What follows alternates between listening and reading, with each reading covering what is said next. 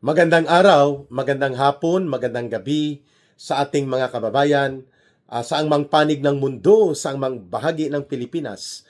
Kasama niyo na po ngayon si Ka Eric sa ating video analysis at sa ating video reaction at mga iba pang importanteng pagtalakay at pagbibigay punto reaksyon sa mga balitang nagaganap sa ating bansa. Mga kababayan, doon po sa palaging nagtatanong kung paano po kayo makakatulong kay Ka Eric. Ako po ay nakakuha ng impormasyon sa sharing ni Langging na pwede palang magpa-member sa channel na Ka Eric Celis YouTube channel. At yung mga medyo nahihirapan na magkaroon ng tuloy-tuloy na panunood sa mga video analysis at balitang talakayan ni Ka Eric, pwede po kayong magkaroon ng ads free. Ibig sabihin po wala ng ads o kaya ay very limited lang ang ads sa minimum po na halaga na 180 pesos per month. Pwede na po kayong mag-subscribe sa YouTube na parang minimum membership sa YouTube channel o kaya sa inyong YouTube Premium. That's number 1. Number 2, aside from the 180 pesos minimum monthly subscription na malamang ay mapupunta yan sa Google at kukuhanan niya ng portion para kay Ka Eric, pwede din po kayong maging membership promotion subscription. Halimbawa, bronze, mayroon palang silver, may gold. No? Ang bronze yata is nasa 250 pesos per month. Isang buwan na po, 250 pesos. Ang silver yata is 400 pesos at ang gold is 1,000 pesos. As far as I can remember. So yan po ay parang privileged membership sa channel na Ka Eric. Hindi na po kayo niyan magproblema daw ng ads. So ang equivalent niyan kung sa mga kababayan natin sa abroad, sa US at Canada, nasa around mga $4 no, or $5 per month. Isang buwan na po yon ay magiging member ka na. No? Ito binigyan ako nilang ging. No? Early access to new videos, 199 pag bronze member ka. 199 pesos, equivalent lang po yan sa mga $4. 4 US dollars. Ang mag-join ka lang, pindutin lang yata ang membership, tama Langging? Pindutin lang ang membership. Ito po pinapabasa ni Langging Pupots ang ang kanyang ano po ang mga payment nito na privilege. Magkakaroon ng early access to new videos, priority reply to comments, members only live chat, pwede po maging bahagi, member shout out, photos and status updates, may mga loyalty badge. Sa silver, 299 lang pala, no? 300 pesos. That's around $6 per month na po yon. Sa gold is 400 pesos lang palang gold. And that is only around $8 or $7 nga lang, no? Or $8, tama. So, membership pala, pag ganito, Langging, wala ng kwan. Walang ads. Oo, baka walang ads na po ito. Mayroon din pong ang isa, YouTube Premium. No ads siya. Binalik ko ang cellphone ni Langging. Kasi marami pong nagko-comment, Ka Eric, ang haba ng ads mo. Kahit ako napapansin ko po. Kaya, siguro baka nagkaroon po ng less interest ang ating mga kababayan sa mga videos ni Ka Eric dahil sa ang haba naman talaga ng ads. So, ang isa pala ay ang minimum bronze membership is only 200 pesos. And that is around $4 per month. 200 pesos per month. Pwede rin po, ang silver membership is only 299. That's only 300 pesos per month. At ang gold is only 400 pesos. So, between $4, $6, and $7 per month. No? At may diamond pala is how much? 500. Ayun. So, yan po ay hindi mapupunta kay Ka Eric. Mapupunta po yan sa YouTube. At ang magbibigay ng portion ang YouTube kay Ka Eric. Yun pala ang purpose ng membership. Kaya magpa-member na po kayo. Sa minimum bronze is only around 200 pesos or around $3 or $4 per month sa US at Canada. Okay?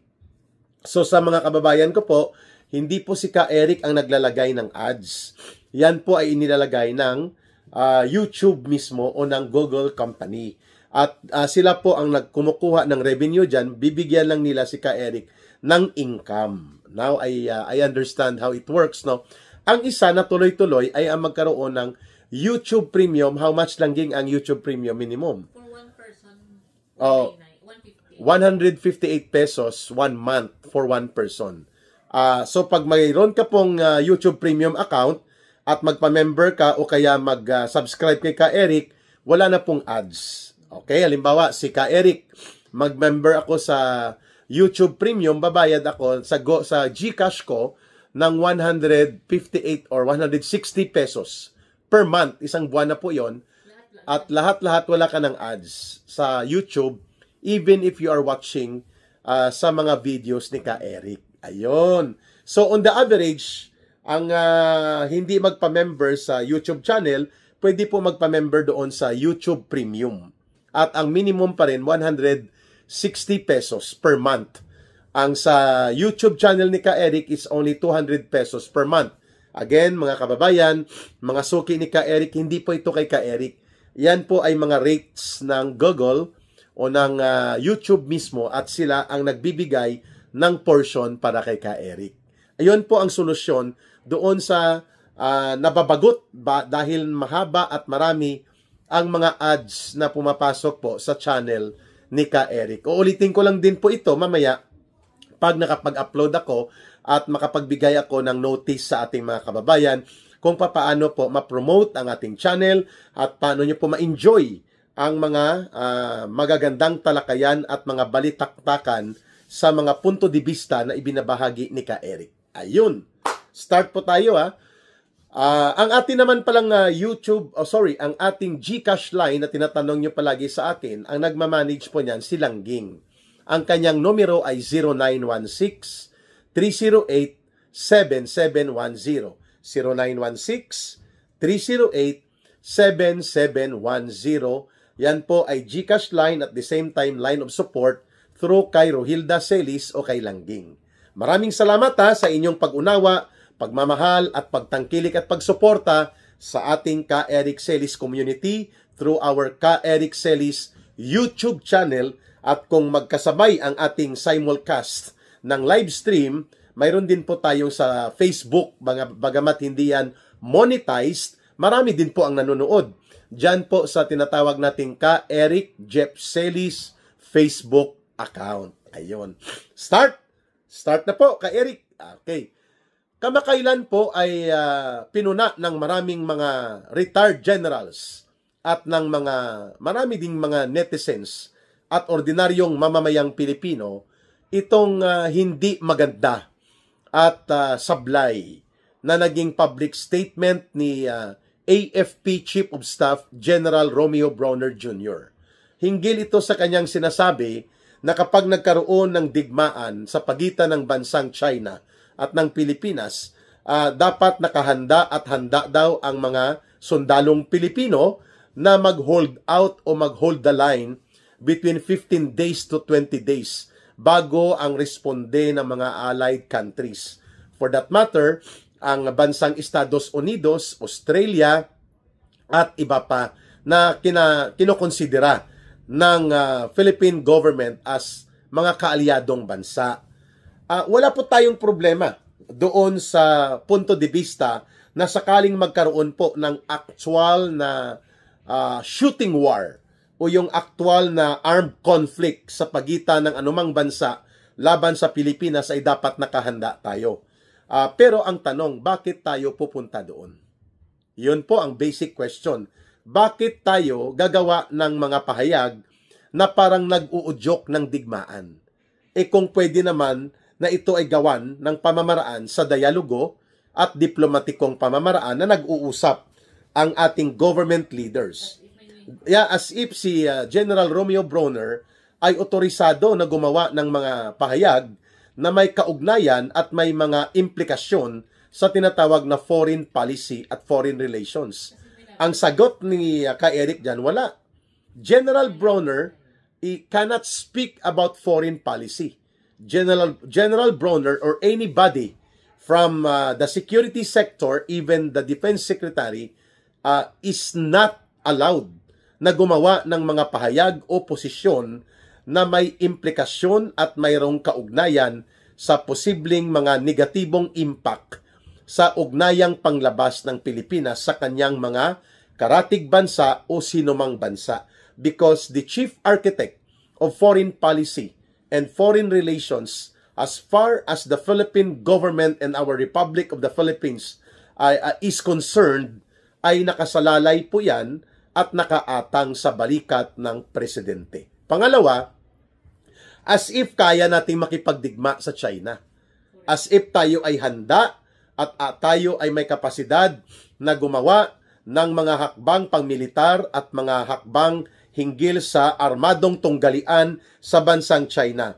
Hindi po kaduwagan ang pagiging bukas ang isipan upang kilalanin mo ang iyong kinakalaban o gustong kalabanin. Yan po ay basic sa art and science of warfare. At alam yan ni General Bronner. He should know about that. Know your enemy and know yourself so that you can be able to win battles and be able to succeed in war. Yan po ang pagparaphrase ng fundamental doctrine sa pakikipagdigma na inilatag ng isang war philosopher na si Sun Tzu. Sa pangalan pa lang galing China, no? Kilalanin mo ang sarili mo at kilalanin mo ang gusto mong kalabanin o ang iyong gustong maging kalaban at upang ikaw ay maging sigurado sa pagkahihinatnan ng iyong pakikipagsagupa at alam mo ang magiging resultang tagumpay ng iyong pakikipagdigma. Ayon. Yan pong ibig sabihin yan. Hindi kaduwagan kung kapag ang doktrina tungkol sa warfare ay ating binabalikan. Pero ang basic question na gustong i-promote ni Ka Eric sa talakayan sa puntong ito, bakit tayo hahantong sa pakikipagdigma? Bakit tayo hahantong sa digma-digmaan na siyang gustong ipahiwatig ng mga very abrasive and aggressive? Abrasive, ibig sabihin, kumikiskis. No? Kumikiskis, abrasive. At very aggressive, ibig sabihin po, confrontational na mga pahayag nitong tatlong kulukoy na to. No? Si General Bronner, si Commodore Tariela at itong si Secretary na may Maltese citizenship at may Maltese passport na Gibo Teodoro, no, na DND Secretary. Una sa lahat, hindi sila authorized. Hindi sila binigyan ng kapangyarihan sa batas man o sa ating kalakaran ng gobyerno na sila ang magsasalita tungkol sa mga ugnayang panglabas at tungkol sa mga patakaran at direksyon kung papaano dadalhin ang mga usapin patungkol sa foreign relations and foreign policy. It is exclusive to the President only. Ayon. At yan po, at least kahit papano, mas maingay pa itong si Bronner, no? At itong si Gibo Teodoro at itong si Tariela kaysa totoong alter ego ni Marcos. Kung ang pag-uusapan ay foreign affairs and foreign relations, I'm talking about the Department of Foreign Affairs Secretary. The Department of Foreign Affairs Secretary, as an alter ego of the President pertaining to foreign relations functions, ay mas may karapatan kay Bronner, mas may karapatan kay Gibo, mas may karapatan kay Tariela na magsalita at magpahayag sapagkat aside from the President or next to the President, ang magiging punong representante ng Pilipinas sa diplomasya ay ang Department of Foreign Affairs Secretary. Yan po ang equivalent ng US State Department Secretary. Ayun. So dapat ilugar ni Bronner ang kanyang pagtapang-tapangan, ang kanyang pag-iinstiga, o yung tinatawag na warmongering posture na ito, o yung digmaan na tapang-tapangan. No? Huwag nating kalimutan na ang China po is the third largest military in the world. Pangalawa, ito ay second biggest economy. At ang pangatlo, ito ay major trading partner ng 122 countries or nations in the world, including ang Amerika. So bakit tayo hahantong in the first place sa pakikipaggirian ng digmaan sa China? Kasi ang punto de vista ni Bronner ay naglalatag siya ng predicate, naglalatag siya ng mga batayan o premises tungkol sa pagkakaroon ng posibilidad ng shooting war or aktwal na armadong tunggalian sa pagitan ng Pilipinas at ng China. Sa the way he delivered his statement, na hindi naman niya kinorek there was no attempt to correct either or to rectify nang sinabi niya na naghahanda at sinasanay na ang lahat ng mga bahagi ng sandatahang lakas ng Pilipinas o ng Armed Forces of the Philippines. That means Armed Forces of the Philippines, we are referring to the Philippine Army. We are referring to the Philippine Air Force, Philippine Navy, at sa ilalim ng Philippine Navy, ang Philippine Marines. Yan po ang sakop ng tinatawag na Armed Forces of the Philippines. Aba, marami akong nakakausap na mga senior officers, colonel, senior colonel, ang iba general pa, na nagsasabi, malabo at malayo yung gimmick ni Bronner na yan, ka Eric. Kasi, hindi naman tayo naniniwala na aabot sa pananakop sa teritoryo ng Pilipinas ang ating paggiri-girian sa China. In fact, if there is a priority for China na aagawin niya as part talaga ng kanyang historical claim na ito ay bahagi ng kanyang teritoryo, walang iba kundi ang bansang Taiwan o ang lugar ng Taiwan. Because the Taiwan Strait or the Taiwan island government there is part and parcel ng historical geographical na latag ng China. Dati ang pangalan ng Taiwan ay Formosa. Nung manalo ang nagtagumpay na ang revolusyon sa China na pinamunuan nila Mao Zedong ng Communist Party of China at ng People's Liberation Army of China noong 1949, ang naging konsesyon o naging agreement na ang Kuomintang, the ruling party noon, na parang sila ang mga Armed Forces of the Philippines noon, kung equivalent sa atin, natalo sila sa NPA, parang ganun yon. So, ang People's Liberation Army at ang Communist Party of China, nakipagsundo sila sa Amerika na bibigyan ng graceful exit at mga pag-atras ang tropa ng Kuomintang sa ilalim ng pamumuno ni General Chiang Kai-shek. Nang matalo ang Kuomintang sa China sa digmaan nila, sa civil war nila, at nagtagumpay ang People's Liberation Army ng China sa pamumuno ng Chinese Communist Party of the Philippines, umatras ang Kuomintang Group at ang kanilang mga remnants sa gobyerno nila papuntang Formosa. At ito na nga ang naging daan para mabuo ang isang gobyerno o isang entity na tinatawag dati na Chinese Taipei Republic o ngayon mas kilala sa katawagan na Taiwan. At ito ay hindi kinikilala bilang bansa. According to United Nations policy, there is only one China, and that is the China na kinikilala ng buong mundo. Taiwan is not a separate country. It is not even considered as a separate territory or an entity by its own self as a state. Hindi po ganon ang status ng Taiwan. So ito ay isang political unit, ito ay isang political entity, subalit hindi po ito kinikilala na hiwalay sa bansang China. Therefore, there is a tacit or indirect recognition na mayroon pa pong historical claims ang China over Taiwan. At mas yun po ang interes ng China kung ang pag-uusapan ay direct invasion. Hindi sila direktang interesado na sakupin ang Pilipinas.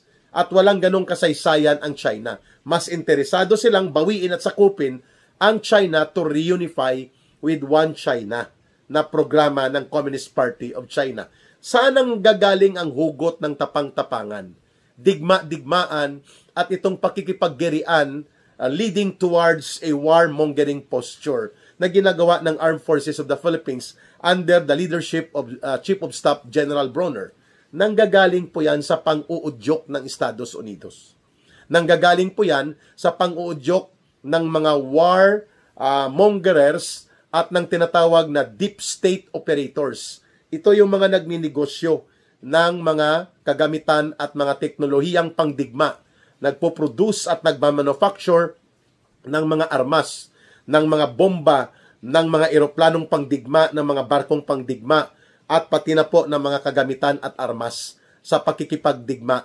Yan po ang tinatawag na war or yung tinatawag na deep state influence operators inside the US government. At syempre, kasabwat dyan, ang Central Intelligence Agency or CIA. Yung hugot ng mga tirada ni Gibo Teodoro, ang mga hugot ng tapang-tapangan at digma-digma ang postura ni Bronner at ng kanyang mga alipores sa AFP at itong si Tariela ng Coast Guard at kinokonsinti naman at pinapayagan ni Marcos nang gagaling po yan dyan sa instigation ng US war operators na tinatawag na deep state inside the US government. At yan po ay nanggagaling din sa issue ng korupsyon. Sapagkat kapag may digmaan, may negosyo. At pag may negosyo at may perang gumagalaw, may korupsyon. In fact, hindi pa categorically sinasagot ni Ginoong Gibo Teodoro at ni General Bronner ang mga pagtatanong kung ano ang status nitong tinatawag na 15 billion projects na ibinigay sa AFP. Saan ito?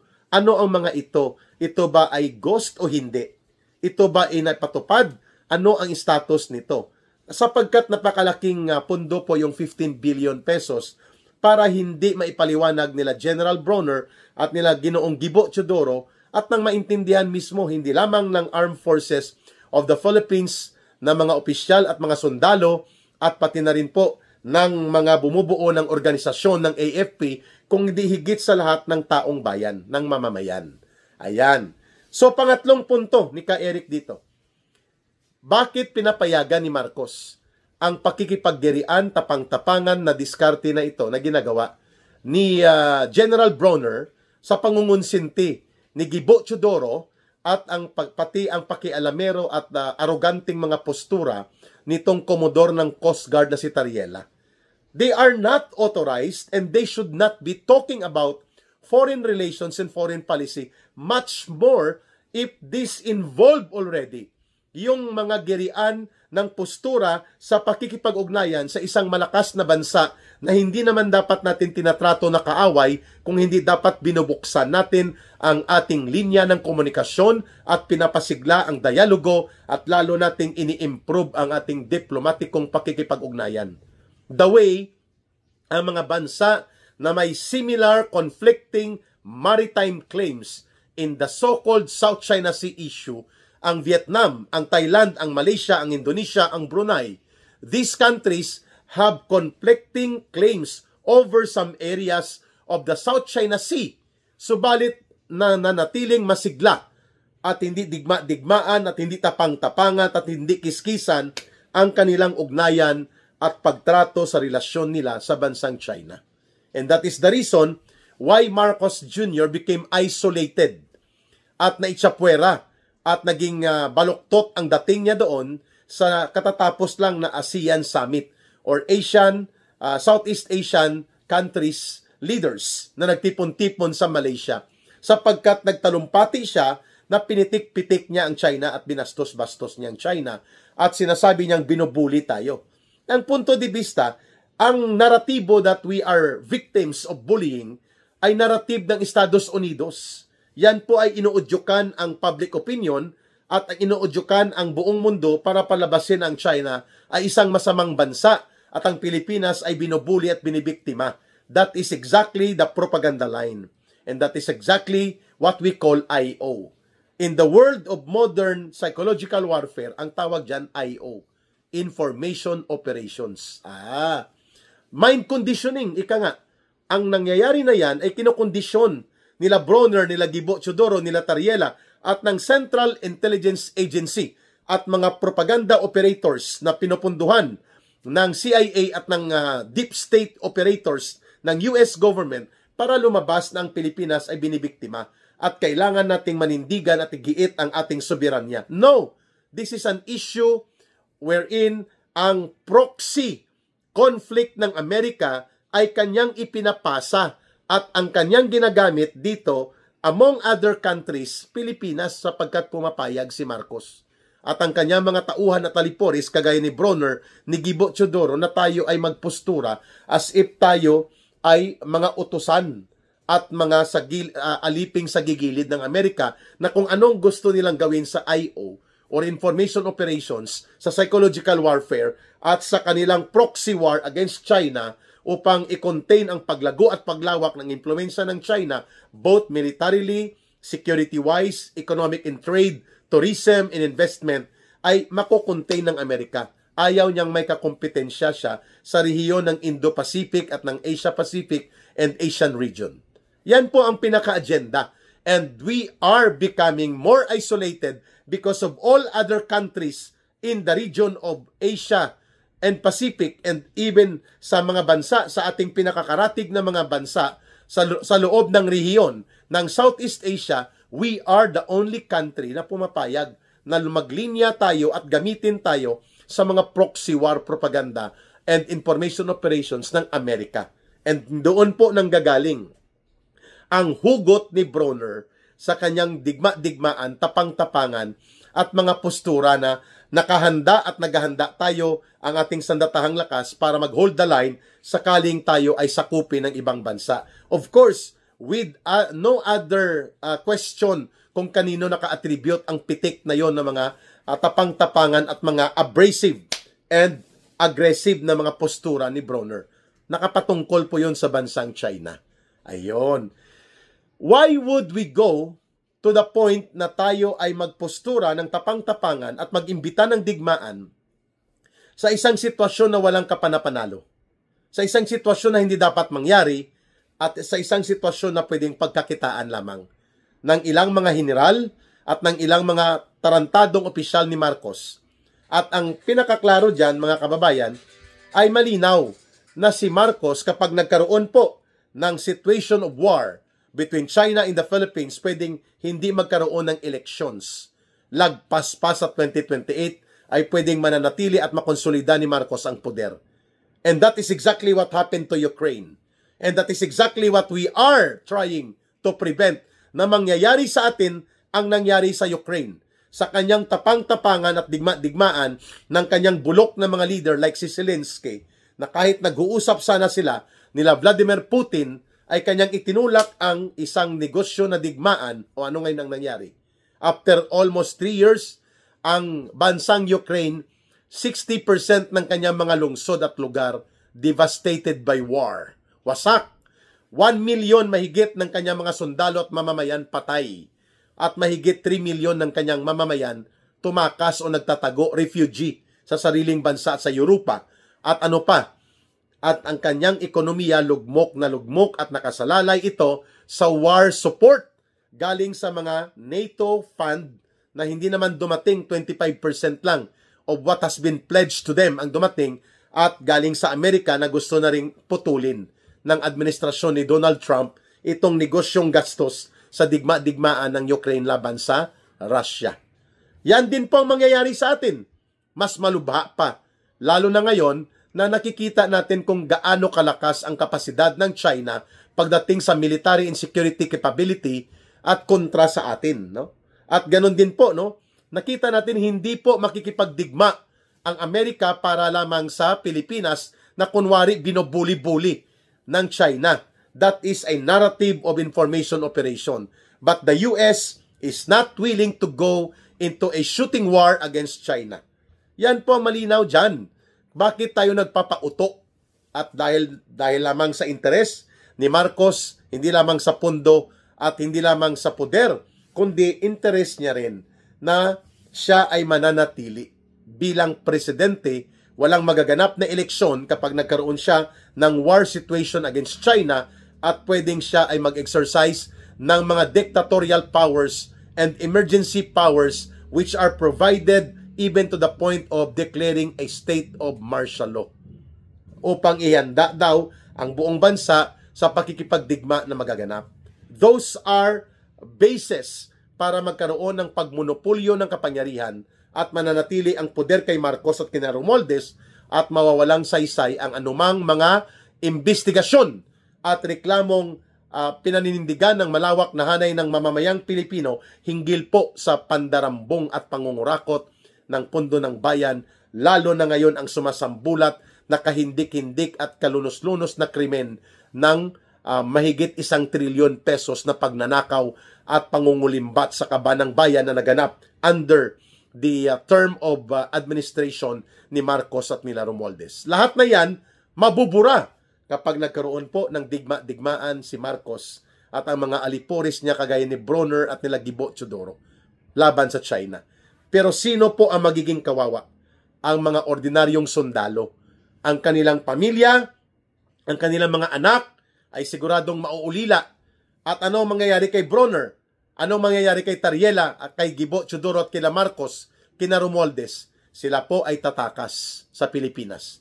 They will not be deployed to the front line. Mabuti sana kung ang mag-front line kapag nagkaroon ng bakbakan at aktwal na digmaan sa China ay sila Sandro Marcos, anak ni Bongbong Marcos, anak ni Bronner, si Bronner. Pero hindi.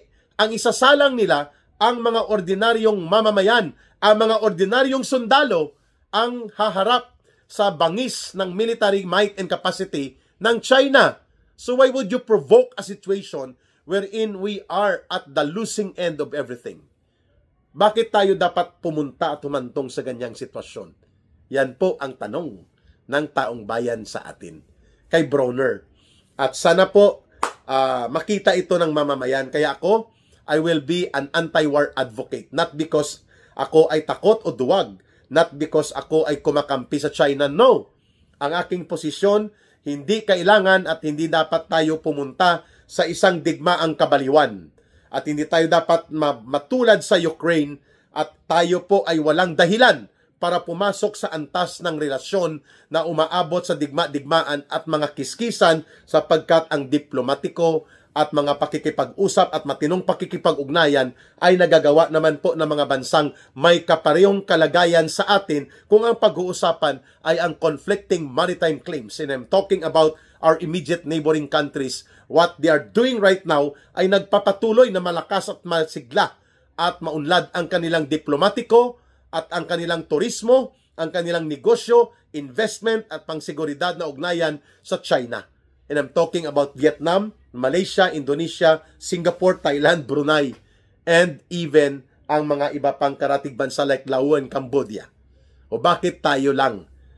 Bakit Pilipinas lang? Dahil tayo ay may isang presidente at may gobyernong umiiral sa ilalim ni Marcos at Romualdez na tuta at walang matinong kaisipan. Tuta sa Amerika at ang mga aliporis ay mga tuta ng Amerika din kagaya ni Gibo Teodoro, ni Bronner at ng mga kabalahibo nila. At hindi totoong interes ng bansang Pilipinas at ng mga mamamayan ang binibit-bit nila. Ayan. Magbabalik po mamaya ang ating Ka-Eric Live. Alas 9:15 or alas 9:30 ng gabi. Monday to Sunday. I will try my best na maabutan po ninyo at maisagawa ko ang live stream sa Ka-Eric Celis YouTube channel at sa ating Ka-Eric Jeff Celis Facebook Live. Maraming salamat sa inyong pagtangkilik, pagsuporta, pagmamahal at pag-promote at pakikipagbigay ng tulong upang lumago at lumawak at sumigla ang ating viewership, ang ating subscription sa ating Ka-Eric Celis YouTube channel. Utang na loob po yan ni Ka-Eric sa inyo at ng aking pamilya. At susuklian ko po yan, kagaya nyo, ng tamang pagmamahal sa ating bansa at ng totoong advokasya at paninindigan para sa mabuting pamamahala, reforma at pagbabago at pagsusulong ng interes ng mabuting agenda ng mamamayang Pilipino. Mahalin natin ang bansang Pilipinas, walang ibang magmamahal nito, kundi tayo ring mga Pilipino. Para sa Diyos at sa Pilipinas nating mahal, may God bless everyone and may Allah will be with those who are Muslim brothers and sisters. Bye for now. Mag-ingat and see you again in the next video and live stream ni Ka-Eric. Maraming salamat.